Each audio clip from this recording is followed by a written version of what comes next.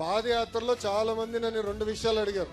మొదటిది, మన కష్టపడేవాడికి ఫోటోలు దిగేవాడికి సమానంగా చూస్తే ఎట్లా, నిజమైన కష్టపడిన కార్యకర్తలు మీరు గుర్తించండి అని నన్ను కోరారు. రెండో విషయం, అధికారంలోకి వచ్చిన తర్వాత కార్యకర్తల్ని కలవరు, కూర్చుని మాట్లాడరు, మీటింగ్ వేయరు అని చెప్పారు. అందుకే మొదటి దానికి టెక్నాలజీతో జోడిస్తేనే పనిచేసింది ఎవరు, పనిచేయింది ఎవరు తెలుస్తుంది. ఇప్పుడు బాబు షూరిటీ భవిష్యత్ గ్యారంటీ అన్నాడు, ఓటీపీ పెడితే అందరూ లొకేషన్ తిట్టుకున్నారు. పాదయాత్ర చేస్తే సరిపోతే ఎన్ని ఎందుకు పెట్టాడు రబే, అది పెట్టాం కనుకనే ఎవరు చేశారు, ఎక్కడ చేశారు, ఎప్పుడు చేశారో తెలుసుకున్నాం. అందుకే కార్యకర్తలు మేము గుర్తించగలుగుతున్నాం, అంటే పనిచేసిన కార్యకర్తలు గుర్తించగలుగుతున్నాం. ఫోటో స్టార్స్ కూడా గుర్తిస్తున్నాం. అద్భుతమైన ఫోటో స్టార్స్, వీళ్ళు ఫోటోలు బాగా దిగుతారు, అటు ఉంది అని చెప్తున్నాం. సేమ్ థింగ్ మీరు చూస్తే మెంబర్షిప్ లో కూడా రెఫరల్ ఇచ్చాం, అక్కడ ఎవరు బాగా పనిచేశారు కూడా తెలుసుకున్నాం.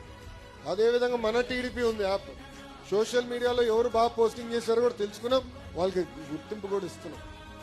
ఇది మొదటి. రెండోది, బాబు గారి దగ్గర నుంచి మంత్రుల వరకు కూడా అందరం పార్టీ ఒక డైరెక్షన్ ఇచ్చింది.